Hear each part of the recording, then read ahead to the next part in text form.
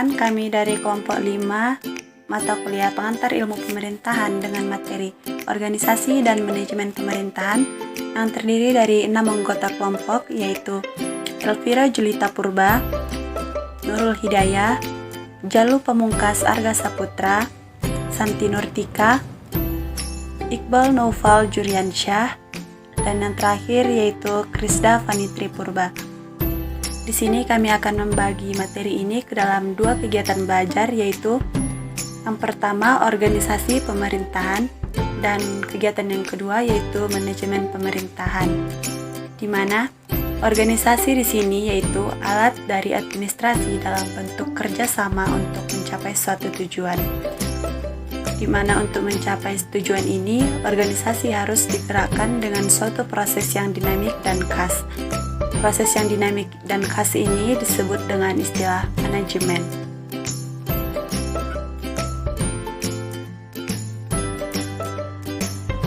Pada hakikatnya, menurut James Demani, organisasi merupakan segi formal administrasi sekaligus mesin daripada administrasi serta saluran melewati mana segala rencana serta polis dilaksanakan.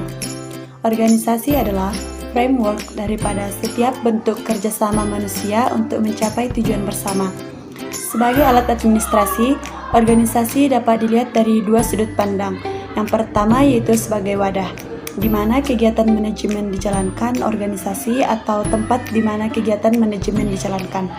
Yang kedua yaitu sebagai proses, di mana terjadi interaksi antara orang-orang yang menjadi anggota organisasi yang bersangkutan. Tinjauan atas organisasi sebagai proses ini menimbulkan 2 macam hubungan dalam organisasi, yaitu hubungan formal dan hubungan informal.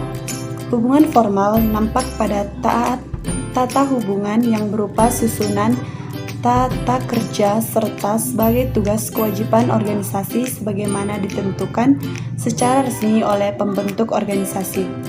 Hubungan informal sebaliknya nampak pada tingkah laku dan tindakan masing-masing peserta anggota dalam hubungan pribadi mereka, baik antara atasan dan bawahan maupun hubungan antara anggota di tingkat bawahan. Dalam kerangka organisasi pemerintahan, maka hakikat organisasi pemerintahan pada dasarnya merupakan organisasi formal.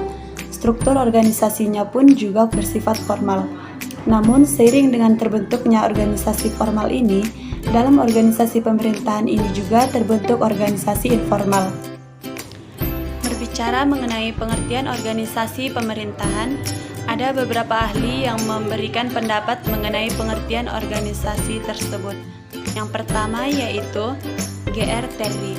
Beliau berpendapat bahwa organisasi berasal dari perkataan organisme, yaitu suatu struktur dan bagian-bagian yang demikian diintegrasi sehingga hubungan mereka satu sama lain dipengaruhi oleh hubungan mereka dengan keseluruhan.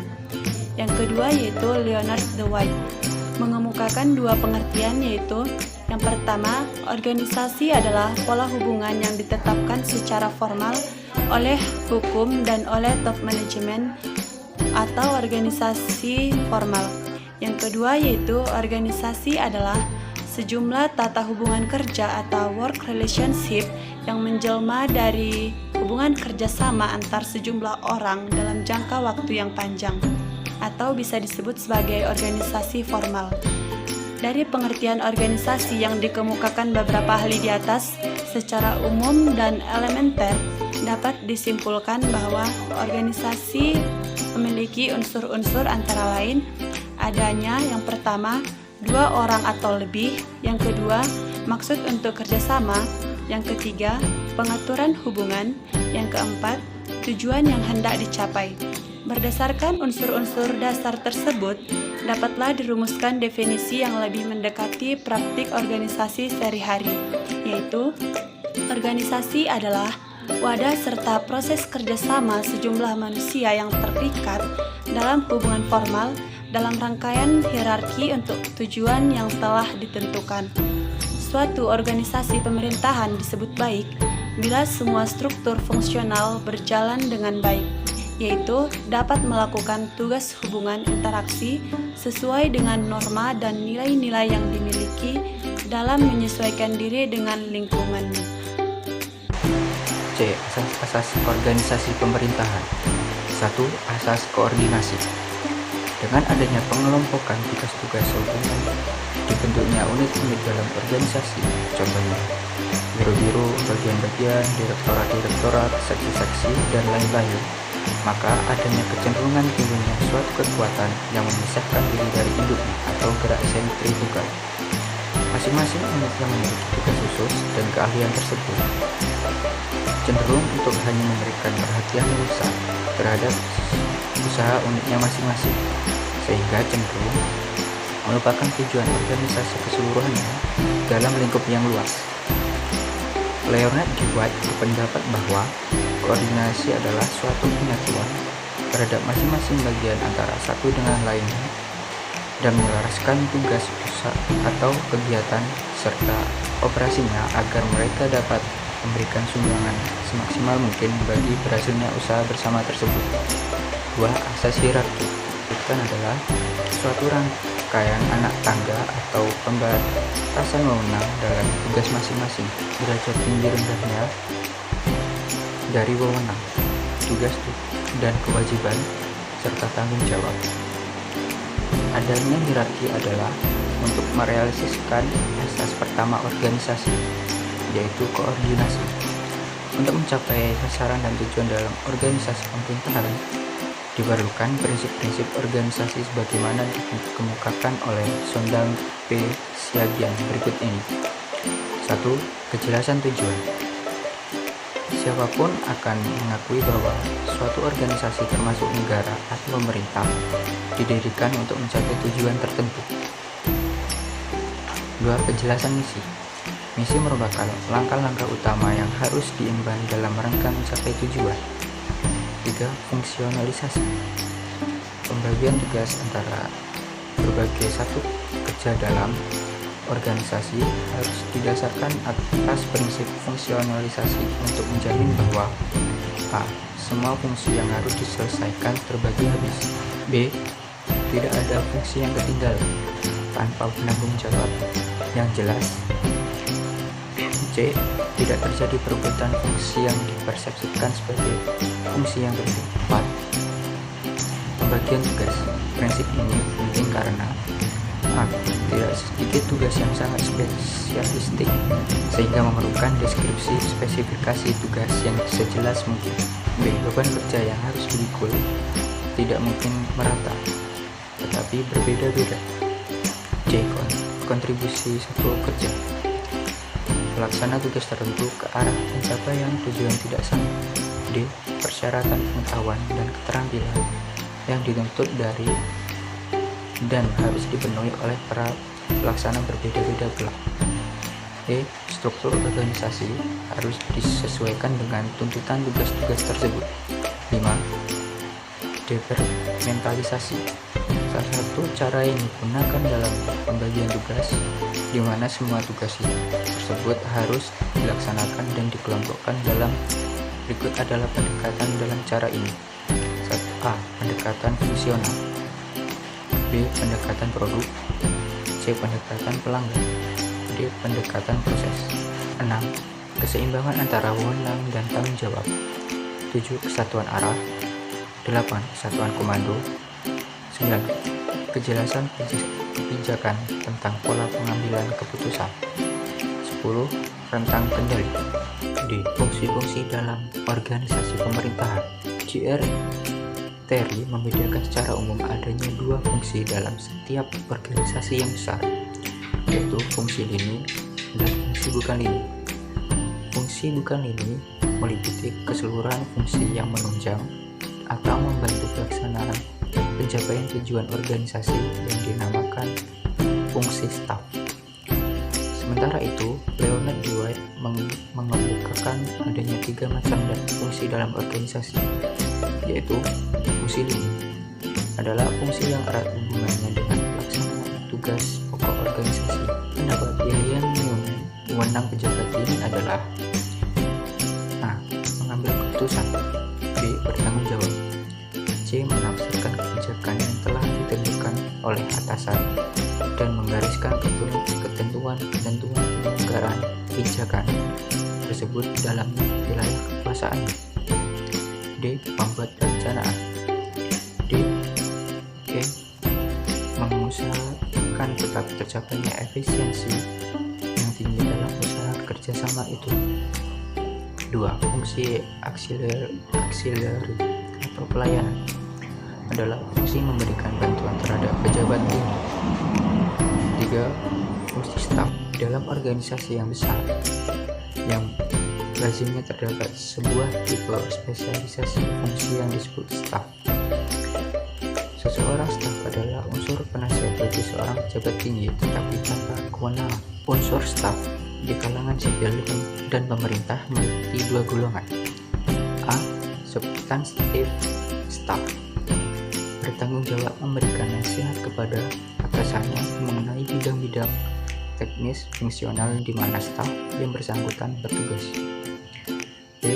Administrasi staff, bertanggung jawab memberikan nasihat di bidang organisasi dan manajemen, baik di sektor lini maupun auxiliary mengenai bagaimana organisasi dan manajemen tersebut harus diselenggarakan untuk mencapai efisiensi sebesar mungkin guna mencapai tujuan. Fungsi staf dan fungsi pemberian bantuan pelayanan atau auxiliary service adalah berbeda dan tidak perlu dicampur adukan.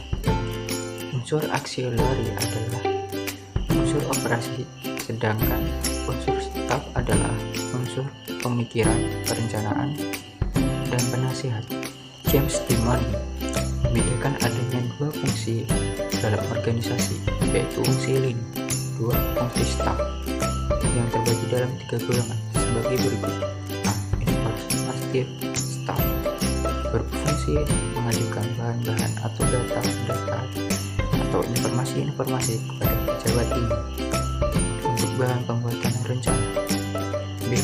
Advisory staff, berfungsi memberikan pertimbangan, saran, dan nasihat berdasarkan analisa kepada atasan untuk bahan pembuatan keputusan.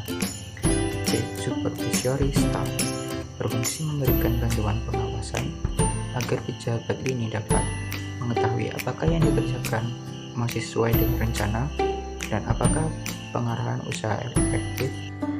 E. Pergeseran peran organisasi pemerintahan publik. Menurut hasil Nogita Kilasan 2005, organisasi publik di Indonesia yang akan dikembangkan tidak terlepas dari lingkup administrasi publik, sehingga pengajian dilakukan pula dalam perspektif, yaitu 1. Organisasi publik yang akan memberikan kontribusi dalam pengembangan birokrasi. Yang kedua, pelayanan publik yang memberikan pandangan mengenai pengaturan dan penyelenggaraan pelayanan birokrasi. Yang ketiga, kebijakan publik yang memberikan kontribusi orientasi kebijakan birokrasi dengan melihat peran aktor dalam proses pengambilan keputusan. Organisasi dikatakan efektif apabila dalam realita pelaksanaan dapat berfungsi melayani sesuai kebutuhan masyarakat atau disebut client. Artinya, tidak ada hambatan atau sekat yang terjadi dalam cepat dan tepat dalam memberikan pelayanan, serta mampu memecahkan fenomena yang menonjol akibat adanya perubahan sosial yang sangat cepat dari faktor eksternal. Pandangan Hummel mengenai masyarakat baru birokrasi merefleksikan terhadap perkembangan proses birokrasi dalam organisasi modern karena realita proses yang dihasilkan memperhatikan dalam perkembangan proses keberadaan birokrasi. Hummel melihat bahwa birokrasi dalam organisasi modern mengalami proses yang terefleksikan pada diri para spesialis yang bekerja tanpa split, sehingga mereka bekerja seperti mesin robot dengan sensualitas yang tanpa nurani. Secara lebih terperinci, Hummel mengatakan bahwa perubahan karakteristik yang terjadi pada security ke masyarakat baru birokrasi mencakupi 1. Aspek sosial, yaitu kasus menggantikan orang, fungsi menggantikan ketindakan atau hubungan sosial. Yang kedua, aspek kultural, yaitu makna menggantikan tujuan, kode operasional menggantikan bentuk sosial, efektivitas menggantikan etika. Yang ketiga, aspek psikologis, yaitu peranan menggantikan orang, identitas kerja menggantikan personality, dan motif menggantikan ide, tim mengganti ego, teamwork mengganti keunggulan individu, hierarki mengganti superego, sistem mengganti integrasi personal. Yang keempat, aspek bahasa, komando mengganti dialog. Yang kelima itu ada aspek politik, yaitu politik palsu mengganti politik dalam arti kebutuhan sistem diletakkan sebelum kebutuhan orang. Manajer dan ahli mengganti politikus, pegawai mengganti warga negara, administrasi mengganti politik, kekuatan psikologis mengganti kekuatan ideologi, perusahaan mengganti negara, manajemen mengganti kepemimpinan. Faktor-faktor yang mempengaruhi pergeseran peran organisasi publik. Tangkilisan 2005 mengemukakan faktor-faktor yang mempengaruhi pergeseran peran birokrasi publik di era awal pelaksanaan kebijakan otonomi. 1. Faktor politik tampak di permukaan sebagai konsekuensi logis dari keterkaitan organisasi publik dengan era baru. Disinilah relevansi penggunaan konsep good governance dan civil society untuk menganalisis fenomena organisasi publik dalam keterkaitan dengan peran tersebut. Yang kedua, faktor organisasional sebagai konsekuensi dari pengelolaan organisasi dengan menggunakan prinsip-prinsip organisasi dan manajemen modern. Untuk menggerakkan sekelompok orang dalam organisasi publik dengan atau tujuan tertentu sesuai dengan tugas dan fungsi yang diembannya. Faktor politik yang mempengaruhi pergeseran peran organisasi publik menerapkan good governance dan civil society yang dapat didefinisikan sebagai proses penyelenggaraan kepemerintahan yang bersih, transparan, akuntabel, dan dilaksanakan tanpa kekerasan dan sesuai konstitusi yang ada. Sedangkan faktor organisasional yang mempengaruhi pergeseran peran organisasi publik dalam analisis ini dipilih faktor yang memiliki relevansi tinggi sesuai dengan karakteristik yang dimiliki oleh organisasi-organisasi publik, yaitu kepemimpinan, struktur organisasi, dan sumber daya manusianya. Efektivitas organisasi pemerintahan. Organisasi yang didirikan pada dasar ingin mencapai tujuan dan sasaran yang telah disepakati bersama dengan lebih efisien dan efektif. Dengan tindakan yang dilakukan bersama-sama dengan penuh rasa tanggung jawab. Hal ini dapat dilakukan apabila para manajer dan anggotanya mengerti dan memahami dengan benar tentang organisasi, karena organisasi tersebut dapat dipandang sebagai wadah, sebagai proses, sebagai perilaku, dan sebagai alat untuk mencapai tujuan organisasi. Untuk mencapai efektivitas organisasi dalam membangun keberhasilan di era otonomi daerah, ini tergantung pada efektivitas dinas-dinas daerah sebagai institusi pemerintah daerah yang melayani masyarakat dan menetapkan masyarakat sebagai pemegang saham, sehingga perlu diperhatikan serius dalam pemberian pelayanan. Efektivitas dimaksud sebagai tingkat seberapa jauh suatu sistem sosial mencapai tujuannya.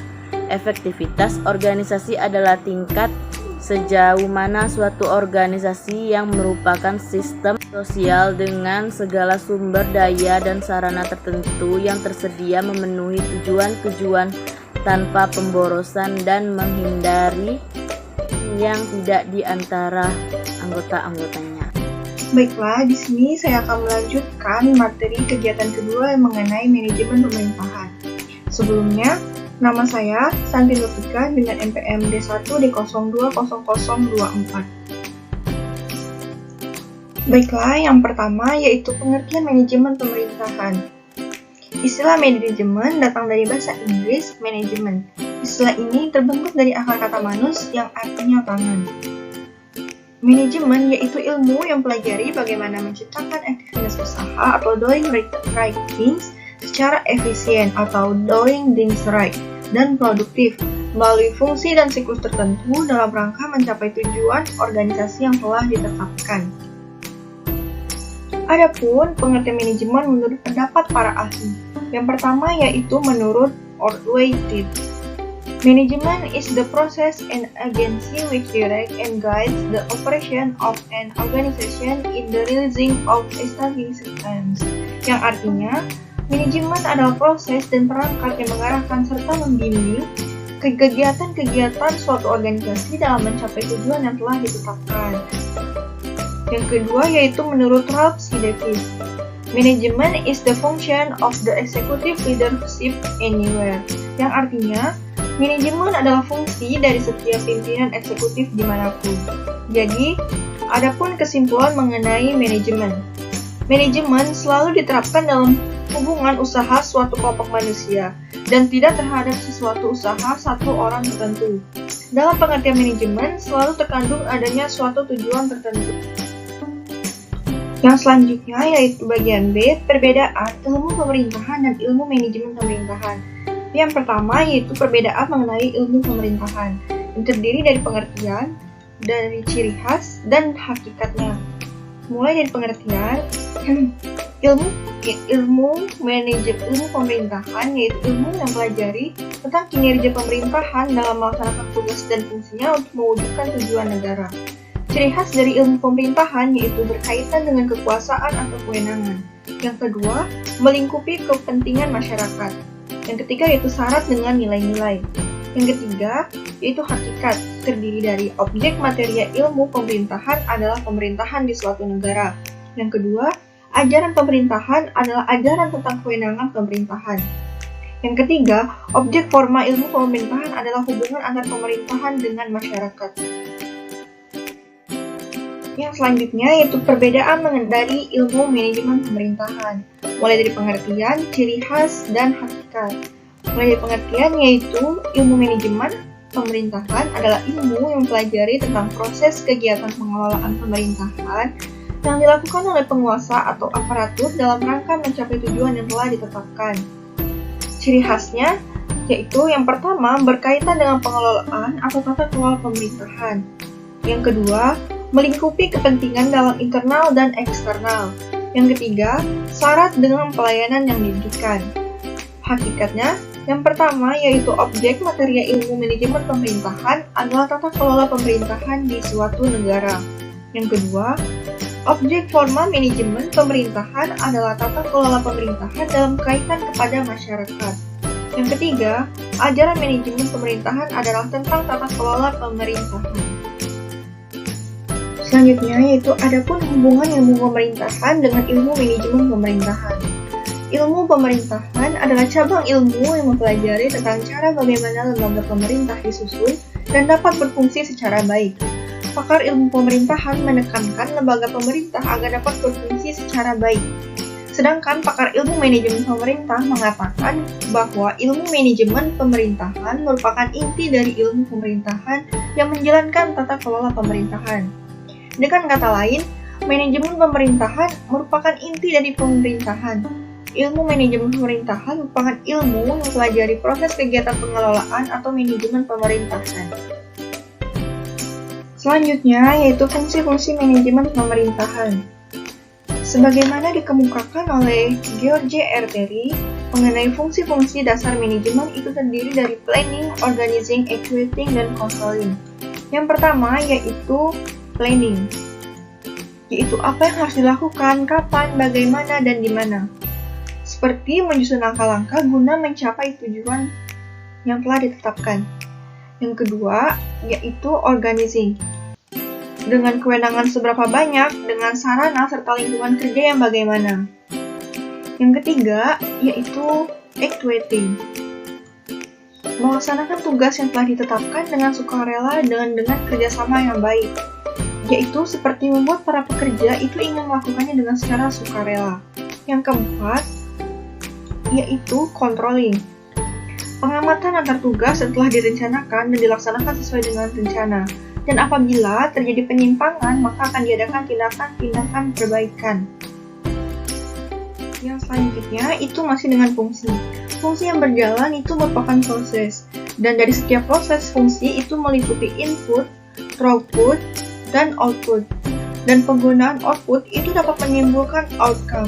Jadi, input, throughput, output, dan outcome itulah yang menjadi sasaran evaluasi pelanggan dan consumer, atau masyarakat atau warga negara yang dilayani oleh pemerintah.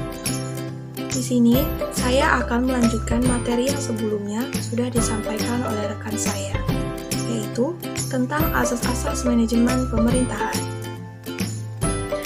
Asas-asas umum dalam penyelenggaraan manajemen pemerintahan akan terus berkembang sesuai dengan perkembangan dan dinamika masyarakat di suatu negara. Dengan itu, perwujudan asas ke dalam norma hukum merupakan upaya mewujudkan penyelenggaraan manajemen pemerintahan yang berdasarkan asas transparansi, akuntabilitas, kewajiban hukum, dan tanggung jawab atas pelaksanaan tugas penyelenggaraan negara.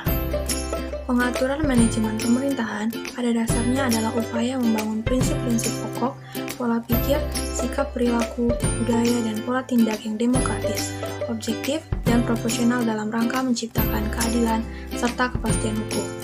Aparatur dalam menjalankan hak, wewenang, kewajiban, dan tanggung jawab pelaksanaan tugas manajemen perlu memahami asas-asas manajemen pemerintahan. Untuk mengetahui apa saja asas-asas manajemen pemerintahan yang baik itu, yaitu terdiri dari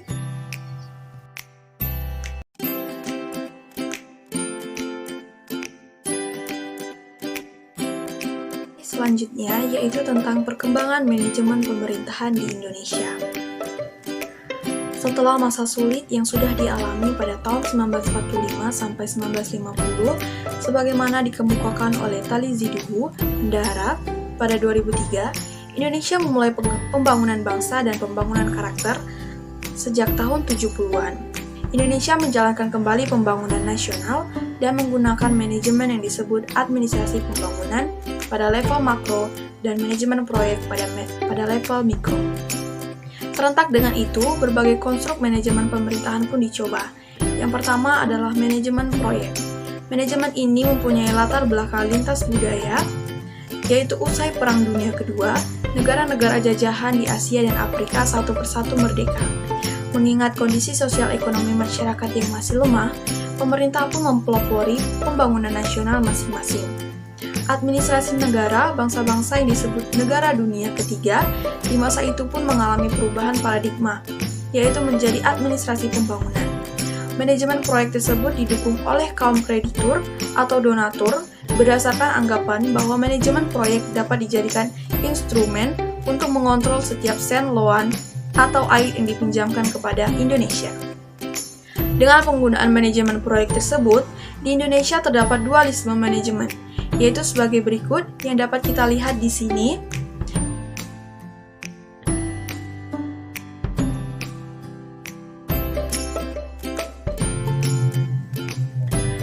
Yang kedua adalah manajemen birokratik. Negara dapat dikelola secara birokratik seperti Indonesia. Menurut Tali Ziduhu, Ndara, tanda-tanda negara birokratik sebagai berikut, yaitu yang pertama adanya sistem politik tertutup, kedua ketatanegaraan sangat formal, ketiga pertanggungjawaban vertikal, yang keempat keadaan dikendalikan melalui teknik-teknik penyeragaman, penyerentakan, penetapan target, wadah satu-satunya, dan top-down. Yang kelima, ukuran keberhasilan bukan prestasi, namun loyalitas. Manajemen birokratik yang paling kental terdapat di dalam manajemen departemen pemerintahan. Yang ketiga adalah manajemen departemen. Posisi dan peran menteri menurut praktik politik dan masa Undang-Undang Dasar 1945, periode ketiga dilatar belakangi oleh akar budaya paternalistik Jawa yang dianut secara murni dan total oleh elit politik yang sedang berkuasa. Selain itu, berlakunya di mana pertanggungjawaban atas masalah yang dihadapi menteri selaku kepala departemen atau kepala kantor diambil alih oleh presiden, di bawah budaya pembatasan kebebasan yang menyebabkan kondisi manajemen departemen dapat kita lihat sebagai berikut.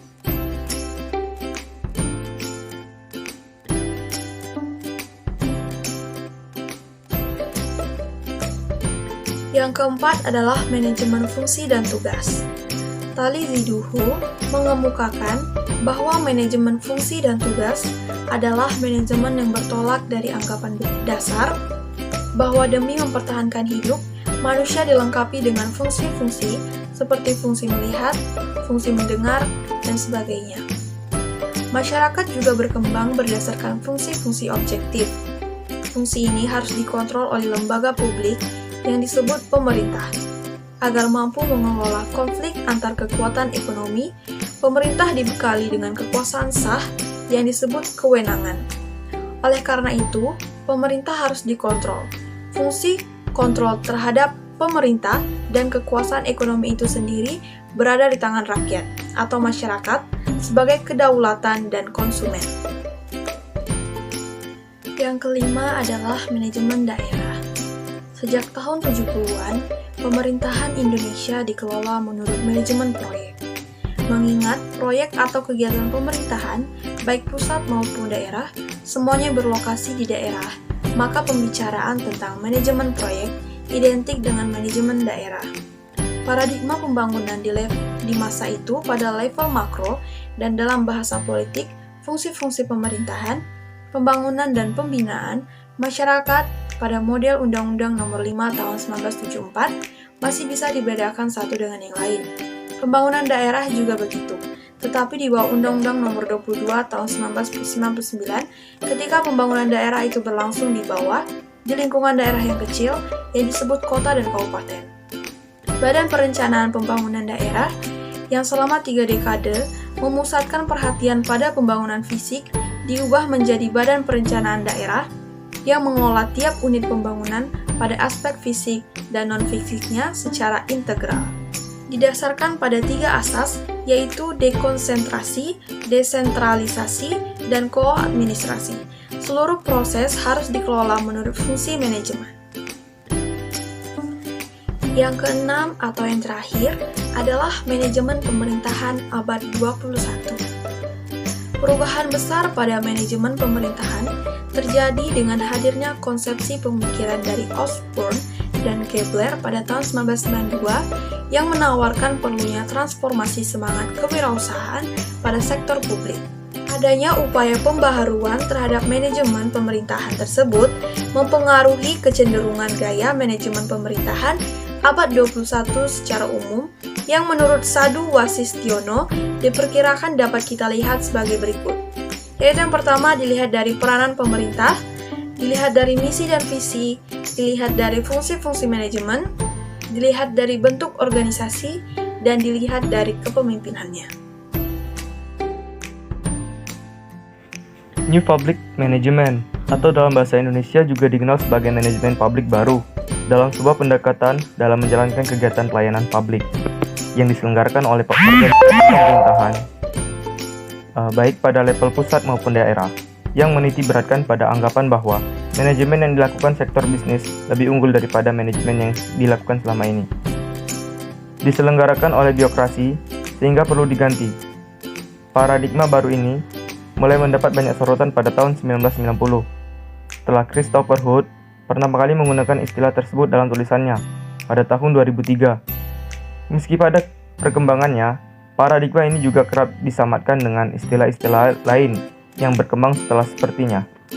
Post-Brexit paradigma dikenalkan Michael Risley pada tahun 1992 dan Repenting Government yang dikenalkan oleh Osborne dan Gilbert pada tahun 1992 juga.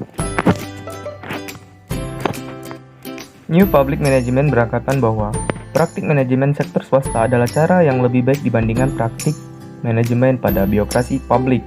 Karena itu, buruknya sistem manajemen dalam organisasi publik dapat diselesaikan dengan mengadopsian beberapa praktik dan teknik manajemen yang diterapkan di sektor bisnis atau swasta, seperti mekanisme pasar, kompetisi tender, hingga privatisasi terhadap perusahaan-perusahaan yang dikelola birokrasi publik atau negara. Penerapan konsep public management telah menyebabkan terjadi perubahan manajemen di sektor publik yang drastis dari sistem manajemen tradisional yang kaku atau birokrasi dan hierarkis menjadi model manajemen sektor publik yang fleksibel dan lebih mengakomodasi pasar.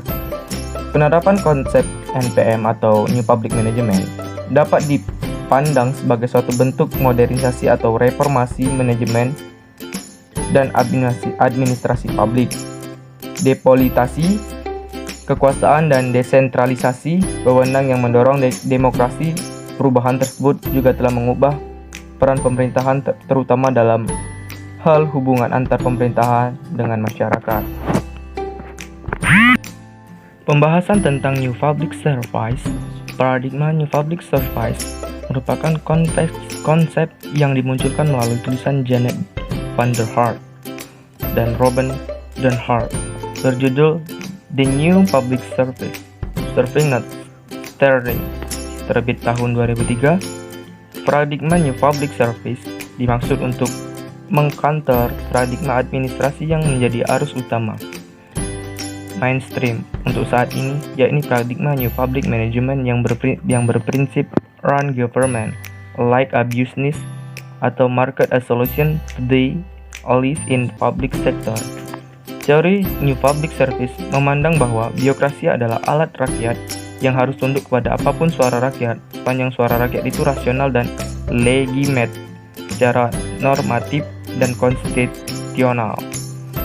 Seorang pemimpin dalam birokrasi bukanlah semata-mata makhluk ekonomi yang diungkap dalam teori New Public.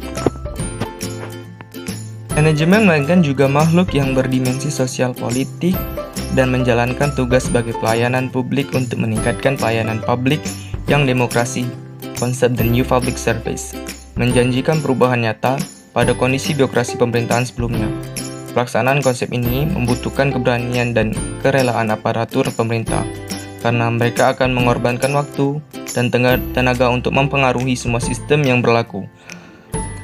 Alternatif yang ditawarkan konsep ini adalah pemerintah harus mendengarkan suara publik dalam pengelolaan tata pemerintahan, meskipun tidak mudah bagi pemerintahan untuk menjalankan ini setelah sekian lama bersifat sewenang-wenang terhadap publik. Di dalam paradigma ini, semua ikut terlibat dan tidak ada lagi yang hanya menjadi penonton. Gagasan den Hart tentang pelayanan publik baru menegaskan bahwa pemerintahan seharusnya tidak dijalankan seperti layaknya sebuah perusahaan, tetapi melayani masyarakat secara demokrasi adil dan merata. Sampai di sini pembahasan kami mengenai materi organisasi dan manajemen pemerintahan. Kami dari kelompok 5 mengucapkan terima kasih.